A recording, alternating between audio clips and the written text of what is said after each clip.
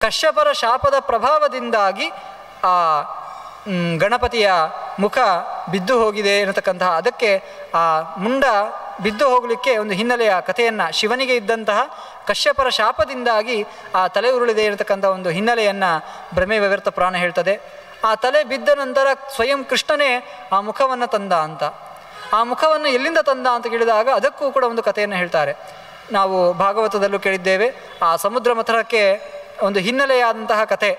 ಆ ಇಂದ್ರನಿಗೆ ದೂರ್ವಾಸರರು ಭಗವಂತನ ಪ್ರಸಾದ ರೂಪವಾಗಿ ಆ ಪುಷ್ಪವನ್ನು ಕೊಟ್ಟಾಗ ಆ ಪುಷ್ಪವನ್ನು ಶ್ರದ್ಧೆಯಿಂದ ಸ್ವೀಕಾರ ಮಾಡದೆ ಆ ಪುಷ್ಪವನ್ನು ಅವನು ಕುಳಿತದ್ದಂತಹ ಆ ಆನೆಯ ಮೇಲೆ ಹಾಕಿದ್ದ ಅಂತ. ಆನೆಯ ಮೇಲೆ ಆ ಪುಷ್ಪವನ್ನು ಹಾಕಿದ ಕೂಡಲೇ ದೇವರ ಪ್ರಸಾದವನ್ನು ಸ್ವೀಕಾರ ಮಾಡದೇ ಇರತಕ್ಕಂತಹ ಆ ಇಂದ್ರನನ್ನು ಆ ಆನೆಯೇ ಹೊರಕ್ಕೆ ದಬ್ಬಿ ಆನೆ ದೂರ ಓಡಿ ಹೋಗಿರ್ತದಂತೆ. ಆ ಆನೆಯ ಮುಖವನ್ನು ತಂದು ಕೃಷ್ಣದೇವರು ಇಲ್ಲಿಗೆ ಕೊಟ್ಟಿದ್ದು ಅಂತ ಒಂದು ಕಥೆಯನ್ನು ಹೇಳ್ತದೆ. ಅಂದರೆ ಗಣಪತಿಯ ಮುಖವು ಎಷ್ಟು ಆ ಮುಖ ಬರಲಿಕ್ಕೆ ಕಾರಣ ಏನು ಅಂತ ಹೇಳಿದ್ರೆ, ಭಗವಂತನ ಪ್ರಸಾದದ ಸ್ಪರ್ಶದಿಂದ ಅತ್ಯಂತ ಪವಿತ್ರವಾದಂತಹ ಆ ಆನೆಯ ಮುಖವನ್ನು ಗಣಪತಿಗೆ ಕೃಷ್ಣ ನೀಡಿದ್ದಾನೆ ಅನ್ನತಕ್ಕಂಥ ಒಂದು ಹಿನ್ನೆಲೆಯ ಕಥೆಯನ್ನು ಬೇರೆ ಪುರಾಣಗಳಿಗಿಂತಲೂ ಸ್ವಲ್ಪ ಬೇರೆಯ ಕಥೆಯ ರೀತಿಯಲ್ಲಿ ಗಣಪತಿಯ ಕಥೆಯನ್ನು ಬ್ರಹ್ಮವೈವರ್ತ ಪುರಾಣ ಹೇಳ್ತದೆ.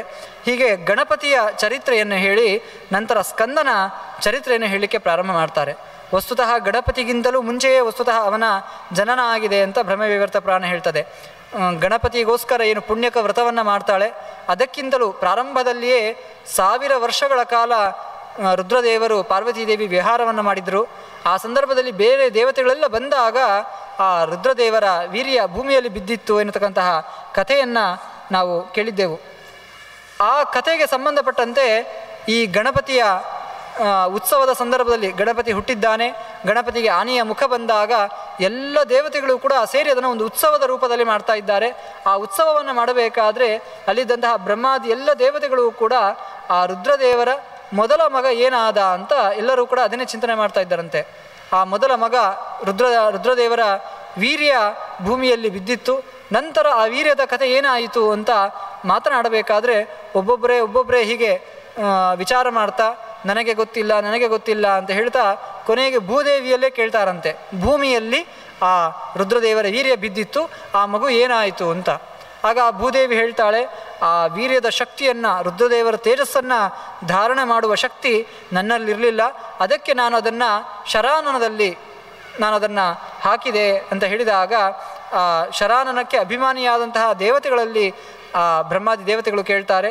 ಆ ಶರಾನನಕ್ಕೆ ಸಂಬಂಧಪಟ್ಟಂತಹ ದೇವತೆ ಹೇಳ್ತಾಳೆ, ನಾನು ಕೂಡ ಅದನ್ನು ಧಾರಣೆ ಮಾಡಲಿಕ್ಕೆ ಸಾಧ್ಯ ಆಗಿಲ್ಲ, ಅದನ್ನು ನಾನು ಅಗ್ನಿಯಲ್ಲಿ ಹಾಕಿದೆ. ಆ ತೇಜಸ್ಸನ್ನು ಧಾರಣ ಮಾಡುವ ಸಾಮರ್ಥ್ಯ ಇಲ್ಲದೆ ಇದ್ದಾಗ ಆ ಶಕ್ತಿಯನ್ನು ನಾನು ಅಗ್ನಿಯಲ್ಲೇ ಹಾಕಿದೆ ಅಂತ ಹೇಳ್ತಾರೆ. ಅಗ್ನಿದೇವನಲ್ಲಿ ಹೋಗಿ ಎಲ್ಲರೂ ಕೂಡ ಕೇಳ್ತಾರೆ, ಆ ಶಕ್ತಿ, ರುದ್ರದೇವರ ಶಕ್ತಿ, ವೀರ್ಯ ಏನಾಯಿತು ಅಂತ ಕೇಳಿದಾಗ ಆಗ ಆ ಅಗ್ನಿ ಹೇಳ್ತಾನೆ, ವಾಯುದೇವ ಒಂದು ಬಾಲಕನ ರೂಪದಲ್ಲಿ ಬಂದು ವಾಯುದೇವ ಈ ಶಕ್ತಿಯನ್ನು ತೆಗೆದುಕೊಂಡು ಹೋದ ಅಂತ ಅಗ್ನಿದೇವ ಹೇಳ್ತಾನೆ. ಆ ವಾಯುವಿನಲ್ಲಿ ಕೇಳಿದಾಗ ಆ ಚಿಕ್ಕ ಮಗುವನ್ನು, ಆ ರುದ್ರದೇವರ ಶಕ್ತಿಯಿಂದಾಗಿ ಹುಟ್ಟಿದಂತಹ ಒಂದು ಮಗುವನ್ನು ಹೇಗೆ ಪಾಲನೆ ಮಾಡಬೇಕು ಅಂತ ಗೊತ್ತಾಗಿಲ್ಲ. ಆಗ ನಕ್ಷತ್ರಾಭಿಮಾನಿ ದೇವತೆಗಳು, ಕೃತ್ತಿಕಾ ದೇವತೆಗಳಲ್ಲಿ ನಾನು ಆ ಮಗುವನ್ನು ಕೊಟ್ಟೆ ಅಂತ ಹೀಗೆ ಆ ಕಥೆಯನ್ನು ಹೇಳಿದಾಗ ಕೊನೆಗೆ ಎಲ್ಲರಿಗೂ ಗೊತ್ತಾದಂತಹ ವಿಷಯ, ಆ ಮಗು ಕೃತ್ತಿಕೆಯರ ಮನೆಯಲ್ಲಿ ಬೆಳೀತಾ ಇದೆ. 6 ಜನ ಕೃತ್ತಿಕಾ ದೇವಿಯರು, 6 ಜನ ಕೃತ್ತಿಕೆಯರ ಮನೆಯಲ್ಲಿ ಸ್ವಯಂ ಆ ಮಗು 6 ಮುಖವನ್ನು ಪಡೆದು ಆ ಕೃತ್ತಿಕೆಯರಿಂದಾಗಿ ಪೋಷಣೆಗೆ ಒಳಗಾಗ್ತಾ ಇದ್ದಾನೆ. ಹೀಗೆ ಆ ಕೃತ್ತಿಕೆಯ ಮನೆಯಲ್ಲಿ ಆ ಸ್ಕಂದನಿದ್ದಾನೆ, ಆ ಕಾರ್ತಿಕೇಯ ಷಣ್ಮುಖನಿದ್ದಾನೆ ಅಂತ ಗೊತ್ತಾದಾಗ ರುದ್ರದೇವರು ನಂದಿಯನ್ನು ಕಳಿಸ್ತಾರಂತೆ, ಹೋಗಿ ನನ್ನ ಮಗನನ್ನು ಕರೆದುಕೊಂಡು ಬಾ ಅಂತ ಕಳಿಸಿದಾಗ ಆ ನಂದಿ ಕೃತ್ತಿಕೆಯರ ಮನೆಗೆ ಹೋಗ್ತಾನೆ.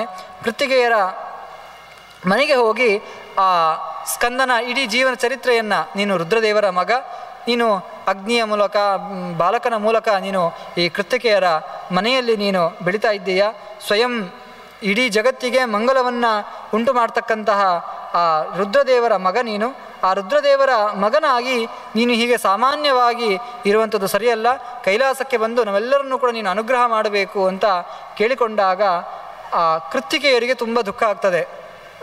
ಇಷ್ಟು ದಿನ ಪಾಲನೆ ಮಾಡಿದಂತಹ ಮಗುವನ್ನು ಕರೆದುಕೊಂಡು ಹೋಗ್ತಾ ಇದ್ದಾರೆ ಅಂತ ದುಃಖ ಆದಾಗ ಸ್ವಯಂ ಆ ಷಣ್ಮುಖನೇ ಸಮಾಧಾನವನ್ನು ಮಾಡ್ತಾನೆ. ಕಿಂ ಕುರ್ಮ ಕ್ವಚ ಯಾಸ್ಯಾಮ ವಯಂ ವತ್ಸತ್ವದಾಶ್ರಿತಃ, ಈ ತಂದೆ ತಾಯಿ ಮಕ್ಕಳು ಈ ಎಲ್ಲ ಸಂಬಂಧಗಳು ಕೂಡ ಯಾವುದೂ ಕೂಡ ಶಾಶ್ವತವಲ್ಲ. ಒಂದೊಂದು ಜನ್ಮದಲ್ಲಿ ಒಬ್ಬೊಬ್ಬರು ಮಕ್ಕಳಾಗಿ ಹುಡ್ತಾರೆ, ತಂದೆ ತಾಯಿಗಳಾಗಿ ಸಿಗ್ತಾರೆ. ಅದರಿಂದಾಗಿ ಈ ಯೋನಿಜ ಸಂಬಂಧ ಎನ್ನತಕ್ಕಂಥದ್ದು ಶಾಶ್ವತ ಅಲ್ಲ. ನಿಮ್ಮಿಂದಾಗಿ ನಾನು ಪೋಷಣೆಗೆ ಒಳಗಾಗಿದ್ದಾನೆ, ಅದರಿಂದಾಗಿ ನನಗೆ ಪಾರ್ವತಿ ಹೇಗೆ ತಾಯಿಯೋ ನೀವೂ ಕೂಡ ನನಗೆ ತಾಯಿಯರೇ ಅಂತ ಹೇಳಿ ಅವರನ್ನು ಸಮಾಧಾನ ಮಾಡಿ ಆ ಸ್ಕಂದ ಆ ರುದ್ರದೇವರ ಬಳಿಗೆ ಬಂದಿದ್ದಾನೆ. ಆ ರುದ್ರದೇವರ ಬಳಿಗೆ ಬಂದ ನಂತರ ಸ್ಕಂದ ಮತ್ತು ಗಣಪತಿ ಇಬ್ಬರನ್ನು ಕೂಡ ಒಟ್ಟಿಗೆ ಕುಳ್ಳರಿಸಿ ಅಲ್ಲಿದ್ದಂತಹ ಎಲ್ಲ ದೇವತೆಗಳು ಕೂಡ ಅನುಗ್ರಹವನ್ನು ಮಾಡ್ತಿದ್ದಾರೆ, ಆಶೀರ್ವಾದವನ್ನು ಮಾಡ್ತಿದ್ದಾರೆ. ಉಳಿದ ದೇವತೆಗಳೆಲ್ಲ ಸ್ತೋತ್ರವನ್ನು ಮಾಡಿ ಆ ಸ್ಕಂದನ ಗಣಪತಿಯ ಮಹಿಮೆಯನ್ನು, ಅವರಲ್ಲಿರತಕ್ಕಂತಹ ಬ್ರಹ್ಮ ತೇಜಸ್ಸನ್ನು ತುಂಬ ಸುಂದರವಾಗಿ ಹೊಗಳುತ್ತಾರೆ. ನಂತರ ಅವರಿಬ್ಬರ ವಿವಾಹದ ಕಥೆಯನ್ನು ಕೂಡ ಹೇಳ್ತಾರೆ. ಸ್ಕಂದನನ್ನು ದೇವಸೇನೆ ಅನ್ನತಕ್ಕಂತಹ, ನಾವು ಅವಳ ಕಥೆಯನ್ನು ಆವಾಗ ನೋಡಿದೆವು, ಷಷ್ಠೀ ದೇವಿ ಅನ್ನತಕ್ಕಂತಹ ಹೆಸರಿನಿಂದಾಗಿ ಪ್ರಸಿದ್ಧಳಾದವಳು. ಆ ದೇವಸೇನೆಗೆ ಸ್ಕಂದನನ್ನು ವಿವಾಹ ಮಾಡಿಕೊಡ್ತಾರೆ.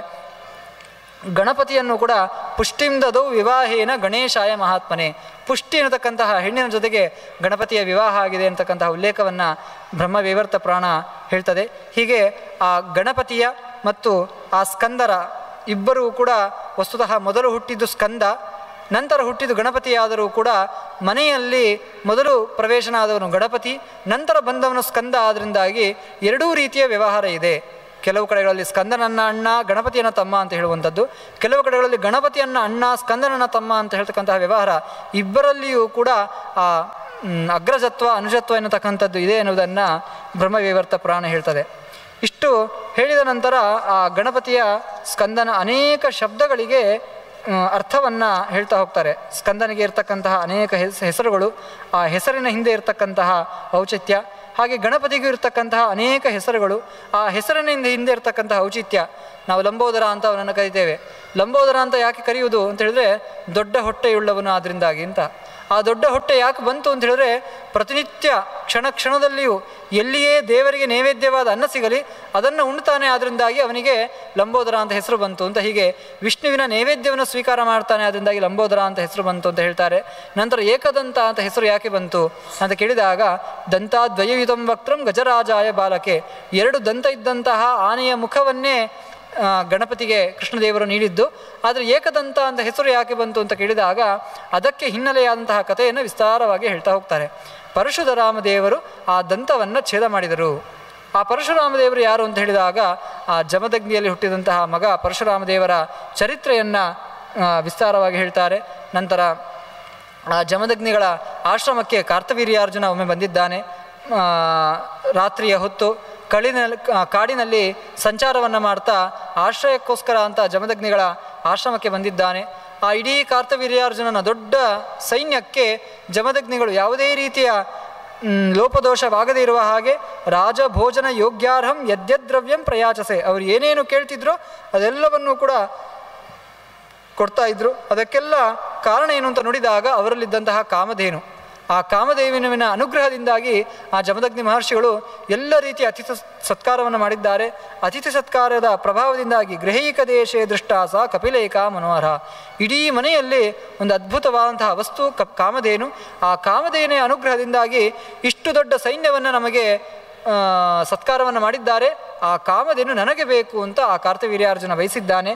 ಆ ರಾಜ ಆ ಜಮದಗ್ನಿಗಳಲ್ಲಿ ಕೇಳಿದಾಗ ಆ ಜಮದಗ್ನಿಗಳು ಕಪಿಲೆಯ ಬಳಿಯಲ್ಲೇ ಹೇಳ್ತಾರಂತೆ, ಕಪಿಲೆ ನೀನು ಅವರ ಬಳಿಗೆ ಹೋಗ್ತೀಯೋ ಇಲ್ಲವೋ ಅಂತ.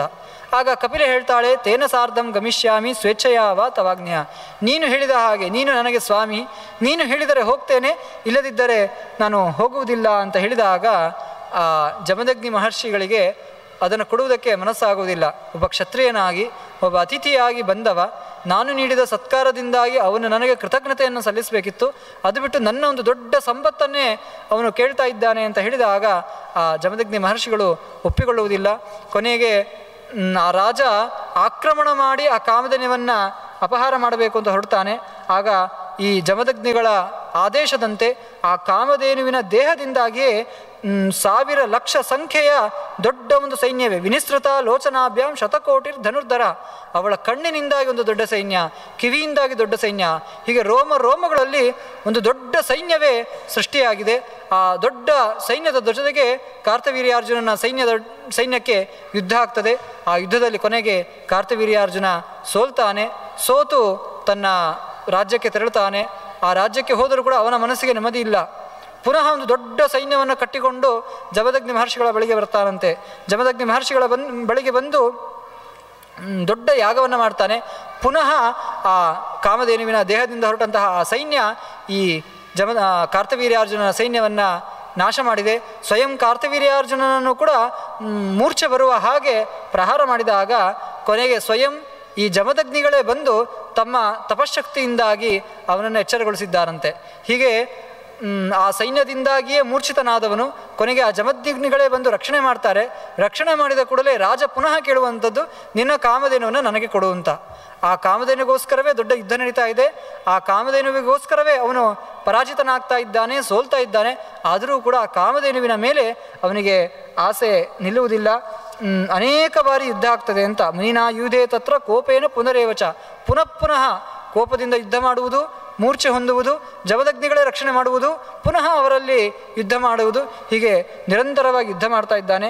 ಕೊನೆಗೆ ಬ್ರಹ್ಮದೇವರೇ ಬಂದು ಆ ಯುದ್ಧವನ್ನು ನಿಲ್ಲಿಸ್ತಾರಂತೆ. ಯುದ್ಧವನ್ನು ಮಾಡಬೇಡಿ, ಆ ಬ್ರಹ್ಮಶಕ್ತಿಯ ಮುಂದೆ ನೀನು ಜೀವನ ಗಳಿಸಲಿಕ್ಕೆ ಸಾಧ್ಯ ಇಲ್ಲ ಅಂತ ಹೇಳಿದಾಗ ಅವನು ತನ್ನ ಸೈನ್ಯವನ್ನು ತೆಗೆದುಕೊಂಡು ಅರಮನೆಗೆ ಹೋಗ್ತಾನೆ. ನಾನು ಯುದ್ಧವನ್ನು ಮಾಡಿ ಜಮದಗ್ನಿ ಮಹರ್ಷಿಗಳನ್ನು ಕೊಲ್ಲಲಿಕ್ಕೆ ಸಾಧ್ಯ ಇಲ್ಲ ಅಂತ ಆಲೋಚನೆ ಮಾಡಿ ಕೊನೆಗೆ ಯುದ್ಧದ ಎಲ್ಲ ನಿಯಮಗಳನ್ನು ತೂರಿ ಮನೆಯಲ್ಲಿ ಯಾರೂ ಇಲ್ಲದಿದ್ದಂತಹ ಸಂದರ್ಭದಲ್ಲಿ ಜಮದಗ್ನಿಗಳ ಮನೆಗೆ ಬಂದು ಅವರಿಗೂ ತಿಳಿಯದ ಹಾಗೆ ಆಕ್ರಮಣವನ್ನು ಮಾಡಿ ಆ ಜಮದಗ್ನಿಗಳನ್ನು ಕೊಂದಿದ್ದಾನೆ. ಆ ಮನೆಯಲ್ಲಿ ಜಮದಗ್ನಿಗಳು ಸತ್ತದ್ದನ್ನು ನೋಡಿ ಅವರ ಪತ್ನಿ ರೇಣುಕೆ ತುಂಬ ದುಃಖದಿಂದಾಗಿ ಪರಶುರಾಮ ದೇವರನ್ನು ಸ್ಮರಣೆ ಮಾಡಿದ್ದಾರೆ. ಏಹಿ ವತ್ಸ ಭೃಗೋ ರಾಮ ರಾಮ ರಾಮೇತ್ಯುವಾಚಃ, ರಾಮ ರಾಮ ಅಂತ ಆ ಪರಶುರಾಮ ದೇವರ ಸ್ಮರಣೆಯನ್ನು ಮಾಡಿದಾಗ ಪುಷ್ಕರ ಕ್ಷೇತ್ರದಲ್ಲಿ ಇದ್ದಂತಹ ರಾಮದೇವರು ಕ್ಷಣ ಮಾತ್ರದಲ್ಲಿ ಮನೆಯಲ್ಲಿ ಬಂದಿದ್ದಾರೆ. ತಾಯಿಯ ಸ್ಮರಣೆಗೆ ಅಲ್ಲಿ ಪ್ರತ್ಯಕ್ಷರಾಗಿದ್ದಾರೆ. ಬಂದ ಕೂಡಲೇ ತನ್ನ ತಂದೆಯ ಮರಣವನ್ನು ನೋಡಿ ಆ ಕೂಡಲೇ ಪ್ರತಿಜ್ಞೆಯನ್ನು ಮಾಡ್ತಿದ್ದಾರೆ. ಲೋಕದಲ್ಲಿ ಎಷ್ಟೆಷ್ಟು ದುಷ್ಟ ಕ್ಷತ್ರಿಯರಿದ್ದಾರೋ ಅವರೆಲ್ಲರನ್ನು ನಾನು ಸಂಹಾರ ಮಾಡ್ತೇನೆ. ಮಾತು ವಚನಮಶ್ರುತ್ವ ಪ್ರತಿಜ್ಞಾಂ ತಾಂ ಚಕಾರಃ. ತಾಯಿ ಹೇಳ್ತಾ ಇದ್ದಾಳಂತೆ, ಕೋಪ ಮಾಡಿಕೊಳ್ಳಬೇಡ, ಸಮಾಧಾನ ಮಾಡಿಕೋ, ಬುದ್ಧಿಯನ್ನು ಕೋಪಕ್ಕೆ ಕೊಟ್ಟರೆ ಏನೇನೋ ದುಷ್ಟ ಕೃತ್ಯಗಳು ನಡೆದು ಹೋಗ್ತದೆ ಅಂತ ಎಷ್ಟು ಸಮಾಧಾನ ಮಾಡಿದರೂ ಕೂಡ ತಂದೆಯ ಸಾವನ್ನು ನೋಡಿ ಭಗವಂತ ಪರಶುರಾಮ ದೇವರು ಶಪಥವನ್ನು ಮಾಡ್ತಿದ್ದಾರೆ. ತ್ರಿಸಪ್ತಕೃತ್ವ ನಿರ್ಭೂಮಾಂ ಕರಿಷ್ಯಾಮಿ ಧ್ರುವಂ ಮಹೀಂ. 21 ಬಾರಿ ಪ್ರದಕ್ಷಿಣೆಯನ್ನು ಮಾಡಿ ಲೋಕದಲ್ಲಿ ಯಾವುದೇ ಕ್ಷತ್ರಿಯರಿರಬಾರ್ದು, ಎಲ್ಲರನ್ನೂ ಕೂಡ ಕಾರ್ತವೀರ್ಯಂ ಹನಿಷ್ಯಾಮಿ ಲೀಲೆಯ ಕ್ಷತ್ರಯಾಧನಂ, ಅನಾಯಾಸವಾಗಿ ಆ ಕಾರ್ತವೀರ್ಯಾರ್ಜುನನಿಂದ ಹಿಡಿದು ಎಲ್ಲ ಕ್ಷತ್ರಿಯರನ್ನು ಕೂಡ ಸಂಹಾರ ಮಾಡ್ತೇನೆ ಅಂತ ಹೇಳಿದಾಗ ಪುನಃ ಪುನಃ ರೇಣುಕೆ ಸಮಾಧಾನ ಮಾಡ್ತಾ ಇದ್ದಾಳೆ. ಆ ರಕ್ತಪಾತ ಒಳ್ಳೆಯದಲ್ಲ ಅಂತ ಹೇಳಿದಾಗ ಆ ಪರಶುರಾಮ ಹೇಳ್ತಾ ಇದ್ದಾನೆ, ಏಕಾದಶೈತೆ ಪಾಪಿಷ್ಟಾಹ ವದಾರ್ಹ ವೇದಸಮ್ಮತಾಹ. ಈ 11 ಬಗೆಯ ಪಾಪಿಷ್ಟರನ್ನು ಸಂಹಾರ ಮಾಡಲೇಬೇಕು ಅಂತ ಲೋಕ ಹೇಳ್ತದೆ. ಕ್ಷೇತ್ರದಾರಾಪಹಾರೀಚ ಪಿತೃಬಂಧು ವಿಹಂಸಕಃ. ತನ್ನ ತಂದೆ ತಾಯಿಗಳಿಗೆ ಯಾರು ಹಿಂಸೆಯನ್ನು ಮಾಡ್ತಾನೋ ಅವರ ವಿರುದ್ಧ ನಿಲ್ಲಲೇಬೇಕು, ಅವರ ಸಂಹಾರವನ್ನು ಮಾಡಲೇಬೇಕು. ಹೀಗೆ ಅನೇಕ ಬಗೆಯ ದುಷ್ಟರನ್ನು ಸಂಹಾರ ಮಾಡದೇ ಇದ್ದರೆ ಅದು ಲೋಕಕ್ಕೆ ಕಂಟಕ. ಅದರಿಂದಾಗಿ ಅಂತಹ ದುಷ್ಟರನ್ನು ನಾವು ಉಳಿಲಿಕ್ಕೆ ಬಿಡಬಾರದು ಅಂತ ಪರಶುರಾಮ ದೇವರು ಹೇಳಿ ಈ ಯುದ್ಧಕ್ಕೆ ಹೊರಟಿದ್ದಾರೆ. ಈ ಮಗನ ಕ್ರೋಧ, ಗಂಡನ ಸಾವು, ಇದು ಯಾವುದನ್ನು ನೋಡಿ ಸಹಿಸಿಕೊಳ್ಳಲಿಕ್ಕೆ ಆಗದಂತಹ ರೋಣಿಕೆ ಅಗ್ನಿಯಲ್ಲಿ ತನ್ನ ಯೋಗ ಶಕ್ತಿಯಿಂದಾಗಿ ತನ್ನ ಜೀವವನ್ನು ಬಿಟ್ಟಿದ್ದಾಳೆ. ಹೀಗೆ ತಂದೆ ಮತ್ತು ತಾಯಿ ಇಬ್ಬರೂ ಕೂಡ ಮರಣವನ್ನು ಹೊಂದಿದ್ದಾರೆ. ಆ ತಂದೆ ಸತ್ತದ್ದನ್ನು ನೋಡಿ ತಾನು ಎಲ್ಲ ಕ್ಷತ್ರಿಯರನ್ನು ಕೂಡ ನಾಶ ಮಾಡಬೇಕು ಅಂತ ಪರಶುರಾಮ ದೇವರು ಹೊರಟಿದ್ದಾರೆ. ಆದರೆ ತಾಯಿ ಈ ರಕ್ತಪಾತ ಬೇಡ ಅಂತ ಪುನಃ ಪುನಃ ತುಂಬ ಬಾರಿ ಹೇಳಿದ್ದಾಳೆ. ಏನು ಮಾಡಬೇಕು ಅಂತ ಕೊನೆಗೆ ತನ್ನದ್ದೇ ರೂಪ ಕೃಷ್ಣನ ಬಳಿಗೆ ಹೋಗಿ ಇದರ ಬಗ್ಗೆ ವಿಚಾರವನ್ನು ಮಾಡಿ ಕೊನೆಗೆ ನೇರವಾಗಿ ಹೇಳ್ತಾನಂತ, ನಾನು ಸಂಕಲ್ಪ ಮಾಡಿದ್ದೇನೆ, ಅದರಿಂದ ಎಲ್ಲ ಕ್ಷತ್ರಿಯರನ್ನು ಸಂಹಾರ ಮಾಡ್ತೇನೆ, ಅದರಲ್ಲಿ ಸಾತ್ವಿಕ ಕ್ಷತ್ರಿಯರ ಸಂಹಾರ ಆಗಬಾರದು ಅಂತ ಹೇಳಿದ್ರೆ ನೀನೇ ಅವರನ್ನು ರಕ್ಷಣೆ ಮಾಡಬೇಕು ಅಂತ ಆ ಭಗವಂತನಿಗೆ ಆ ಮಾತನ್ನು ಹೇಳಿ ತನ್ನ ಸಂಕಲ್ಪದಂತೆ ಅಧುನಾಹಂ ಅನಾಥಶ್ಚ ತ್ವಮ್ಮೇ ಮಾತಾ ಪಿತಾ ಗುರು. ಕೃಷ್ಣ ನೀನೇ ನನಗೆ ತಾಯಿ ತಂದೆ ಗುರು ಎಲ್ಲವೂ. ಭಗವಂತನದ್ದೇ ರೂಪ, ಆದರೆ ಭಗವಂತನಲ್ಲಿರ್ತಕ್ಕಂತಹ ಪಿತೃತ್ವ, ಆ ಮಾತೃತ್ವ, ಗುರುತ್ವವನ್ನು ಈ ಜಗತ್ತಿಗೆ ತಿಳಿಸುವುದಕ್ಕೋಸ್ಕರ ಪರಶುರಾಮ ದೇವರು ಆ ಕೃಷ್ಣನ ಬಳಿ ತನ್ನ ಸಂಕಲ್ಪವನ್ನು ಹೇಳಿ ಆ ಕಾರ್ತವೀರ್ಯಾರ್ಜುನನ ಸಂಹಾರಕ್ಕೆ ತೆರಳಿದ್ದಾರೆ.